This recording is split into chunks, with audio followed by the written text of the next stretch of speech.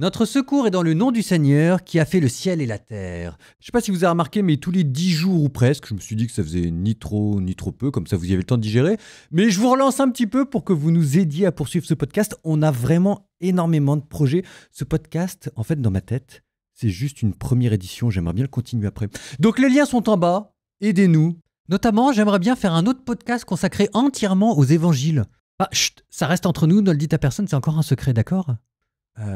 Je vous adore. Et on y retourne. La dernière fois, nous avons fait nos paquets. On a fait des listes, on a pris la vaisselle sacrée et on retourne à Jérusalem. Comment ça va se passer ? Une toute petite précision, mais qui a son importance. 42 360 personnes sont revenues lors de cette première vague d'exil. Ils sont commandés par Zorobabel, on aura à parler de lui. Alors on pourrait se dire 42 360, c'est beaucoup. Et c'est beaucoup. Mais en attendant, sur ces 42 360 personnes, il y en a un dixième, ce sont des prêtres ou des fils de prêtres. Un prêtre pour 10 laïcs, je ne sais pas si vous vous rendez compte, mais c'est énorme. C'est l'élite religieuse en fait qui est revenue. On les avait quittés la dernière fois dans le livre des Chroniques, on avait montré comment c'était eux qui essayaient de tenir la maison. Voilà qu'on les retrouve fer de lance du retour en exil. Et d'ailleurs, particulièrement sous-représentés sont les Lévites. 341. C'est nul. Normalement, ça devrait être l'inverse. Normalement, il devrait y avoir 341 prêtres et 1000 Lévites. Ah oui, mais souvenez-vous d'Ézéchiel qui vous avait dit que les Lévites avaient failli. Et en plus, ils ont un second rôle dans la liturgie du temple. Donc, pas dit que ça les ait beaucoup intéressés. Bon, mettons ça de côté. L'heure est à la joie au retour. On va reconstruire le temple. Enfin, Esdras 3 et 4.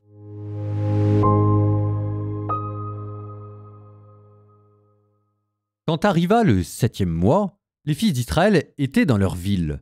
Le peuple se réunit comme un seul homme à Jérusalem. Alors Josué, fils de Yochadak, se leva avec ses frères les prêtres, ainsi que Zorobabel, fils de Salatiel, avec ses frères, et ils bâtirent l'autel du Dieu d'Israël pour y offrir des holocaustes selon ce qui est écrit dans la loi de Moïse, l'homme de Dieu. Ils érigèrent l'autel sur ses fondations, terrifiés qu'ils étaient par les peuples des autres pays, et ils y offrirent des holocaustes pour le Seigneur, ceux du matin et ceux du soir. Puis ils célébrèrent la fête des tentes comme cela est écrit. Ils offraient l'holocauste jour après jour, selon le nombre fixé par la coutume de chaque jour. Et après cela, l'holocauste perpétuel, les holocaustes pour les nouvelles lunes et pour toutes les solennités saintes, et les holocaustes pour tous ceux qui faisaient des offrandes volontaires au Seigneur. Dès le premier jour du 7e mois, ils commencèrent à offrir des holocaustes au Seigneur. Et pourtant, les fondations du temple du Seigneur n'étaient pas encore posées. Ils donnèrent de l'argent aux tailleurs de pierre et aux charpentiers. Ils donnèrent également des vivres, de la boisson et de l'huile aux Sidoniens et aux Tyriens pour qu'ils fassent venir du bois de cèdre depuis le Liban, par la mer jusqu'à Yaffo, selon l'autorisation reçue de Cyrus, roi des Perses. La 2e année de leur arrivée à la maison de Dieu à Jérusalem, au 2e mois, Zorobabel, fils de Salatiel, et Josué, fils de Yochadak, avec le reste de leurs frères, les prêtres, les Lévites, et tous ceux qui étaient revenus de la captivité à Jérusalem, se mirent à l'ouvrage. Et ils établirent les Lévites, ceux qui avaient 20 ans et plus, pour qu'ils surveillent les travaux de la maison du Seigneur. Alors, Josué, ses fils et ses frères Kadmiel et ses fils, les fils de Odaouia, ainsi que les fils de Enadad, leurs fils et leurs frères, Lévites, se chargèrent tous ensemble de surveiller ceux qui travaillaient pour la maison de Dieu.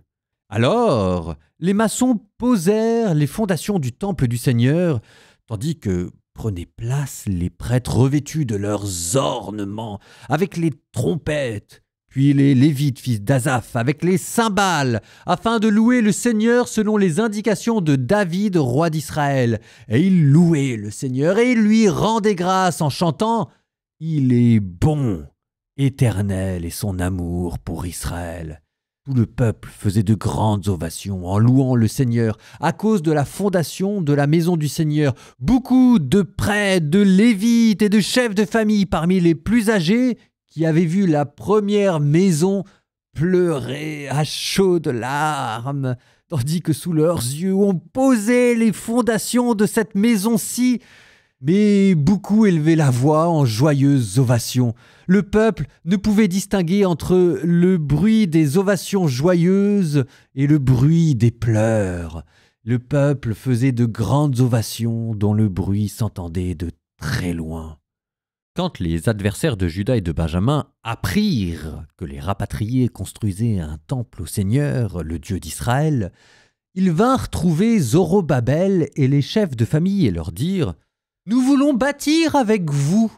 Comme vous, en effet, nous cherchons votre Dieu et lui offrons des sacrifices depuis le temps d'Acharadon, roi d'Achour, celui qui nous a fait monter ici. » Zorobabel, Josué et le reste des chefs des familles d'Israël leur répondirent « Ce n'est pas à vous et à nous de bâtir une maison pour notre Dieu, c'est à nous seuls de la bâtir pour le Seigneur, le Dieu d'Israël, comme nous l'a ordonné le roi Cyrus, roi de Perse. » Alors les gens du pays découragèrent le peuple de Juda et l'intimidèrent pour l'empêcher de construire.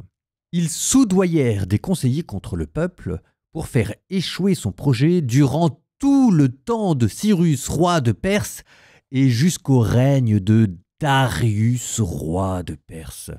Sous le règne de Xerxès, au commencement de son règne, ils rédigèrent une accusation contre les habitants de Juda et de Jérusalem. Au temps d'Artaxerxès, Bishlam, Mithridate, Tabéel, ainsi que leurs autres collègues, écrivirent à Artaxerxès, roi de Perse. Le texte de la lettre était écrit en caractères araméens et traduit en cette langue. Le chancelier Réhoum et le secrétaire Shimshai écrivirent la lettre suivante au roi Artaxerxès au sujet de Jérusalem. Le chancelier Réhoum, le secrétaire Shimshai et le reste de leurs collègues, les gens de Din, d'Apharsatak, de Tarpel, d'Apharas, d'Uruk, de Babylone, de Suse, c'est-à-dire les Élamites, et les autres peuples que le grand et illustre Asnapar a déportés et a fait résider dans les villes de Samarie et dans le reste de la Transphratène, etc. Voici la copie de la lettre qu'ils envoyèrent. Au roi Artaxerxès, tes serviteurs, gens de Transphratène, etc. Qu'ils soient portés à la connaissance du roi, que les Juifs qui sont montés de chez toi pour venir vers nous, à Jérusalem, reconstruisent la ville rebelle et mauvaise. Ils relèvent les murs et posent les fondations. Maintenant, qu'ils soient portés à la connaissance du roi que, si cette ville est reconstruite et les murs relevés, alors ils ne verseront plus de tribut, ni d'impôts, ni de droits de passage, ce qui finalement portera préjudice au roi.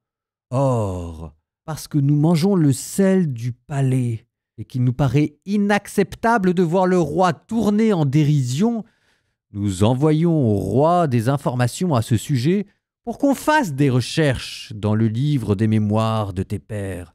Dans ce livre des mémoires, tu trouveras et tu apprendras que cette ville est une ville rebelle, qu'elle porte préjudice au roi et aux provinces, et que depuis les temps anciens, on y a fomenté des révoltes. C'est à cause de cela que cette ville a été détruite. Nous faisons connaître au roi que, si cette ville est reconstruite, si les murs en sont relevés, dès lors, tu n'auras plus de possession en Transphratène. Le roi envoya cette réponse. Au chancelier Réhoum, au secrétaire Shimshai et à leurs autres collègues qui habitent à Samarie et dans le reste de la Transphratène, paix. Maintenant donc, l'acte officiel que vous nous avez envoyé a été lu mot à mot devant moi. Sur mon ordre, on a fait des recherches et on a découvert que, depuis les temps anciens, cette ville se soulève contre les rois et qu'elle est travaillée par la révolte et la sédition. Il y eut à Jérusalem des rois puissants qui dominèrent toute la Transphratène. On leur versait tribut, impôts et droits de passage. C'est pourquoi donnez l'ordre d'arrêter le travail de ces gens. Que cette ville ne soit pas rebâtie, jusqu'à ce que j'en ai donné l'ordre. Gardez-vous d'agir avec négligence en cette affaire, de peur que le mal ne s'accroisse au préjudice des rois. Dès que la copie de l'acte officiel du roi Artaxerxès fut lue devant Réhoum et le secrétaire Shimshai ainsi que leurs collègues, ils allèrent en toute hâte à Jérusalem auprès des Juifs et ils leur firent arrêter le travail par la force et la violence. Alors, on arrêta le travail de la maison de Dieu à Jérusalem. Il fut interrompu jusqu'à la 2e année du règne de Darius, roi de Perse.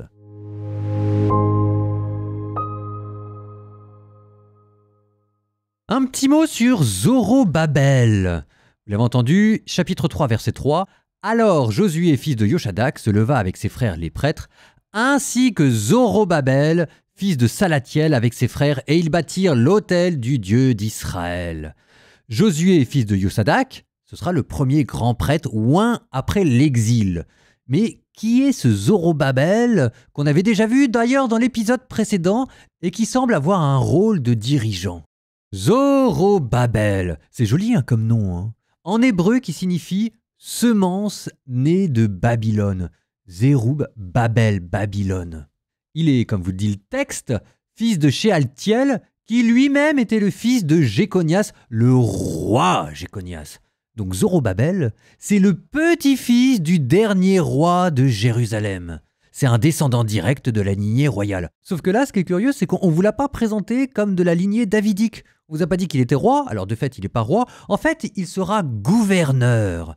Parce que, quand même, l'Empire perse, ils veulent bien que les Juifs reviennent à Jérusalem. Enfin, c'est peut-être pas non plus pour avoir un royaume indépendant.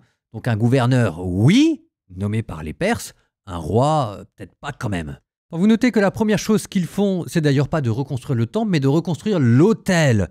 Une fois que l'autel est reconstruit, le culte peut reprendre avec la première fête, la fête des tentes qui, précisément, célébrait la délivrance d'Égypte.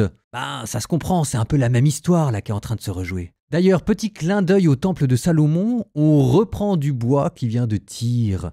Il y a quand même aussi une ou deux petites différences qui sont d'ailleurs touchantes. Le premier temple, le temple de Salomon, avait été payé par le trésor royal. Ici, il n'y en a plus. Ce sont les offrandes volontaires du peuple qui payent le temple. Mais après tout, on a peut-être gagné au change. Et deuxième différence, lors de la fête, on n'arrive plus à faire la différence entre la joie et les pleurs. Et c'est là que les problèmes reviennent. Probablement de la part des Samaritains qui au début se réjouissent qu'il y ait un temple qui se reconstruit, qui demandent de pouvoir s'y investir, sauf que maintenant la religion juive et la religion samaritaine ont tellement divergé que c'est plus possible. Souvenez-vous, la religion samaritaine, c'est l'ancien royaume du Nord qui avait été déporté par les Assyriens, repeuplé par des païens, et on avait essayé de se débrouiller pour ramener d'exil quelques prêtres du Nord pour faire l'éducation religieuse des païens qu'on avait transplantés en Samarie. Du coup, la demande faite à Zorobabel de pouvoir se joindre à la communauté qui revient d'exil, c'est pas possible. Il refuse au nom d'une exclusivité du temple, ce en quoi d'ailleurs il ne fait qu'obéir à Cyrus qui avait donné ce temple aux Juifs seuls. Peut-être, n'empêche que par dépit, plusieurs siècles après, les Samaritains construiront leur propre temple au mont Garizim. Et est-ce qu'on peut leur en vouloir? Bon, toujours est-il qu'il y a une coalition des Samaritains avec les satrapes environnantes, la Transphratène, ça sent bon la jalousie. Ils écrivent à l'empereur perse qui stoppe les travaux. Ça vient de commencer, c'est déjà en train de s'arrêter. Proverbe 22, 26, 29. Ne sois pas de ceux qui disent « marché conclu » et se portent caution pour un emprunt. Si tu n'as pas de quoi rembourser, pourquoi risquer la saisie du lit où tu dors? Ne déplace pas une borne ancienne. Ce sont tes ancêtres qui l'ont posée. Ah, ce dernier est plus énigmatique, on va voir si vous l'avez. As-tu vu un homme habile à l'ouvrage? C'est au service des rois qu'il a sa place. Il ne l'a pas auprès des gens obscurs.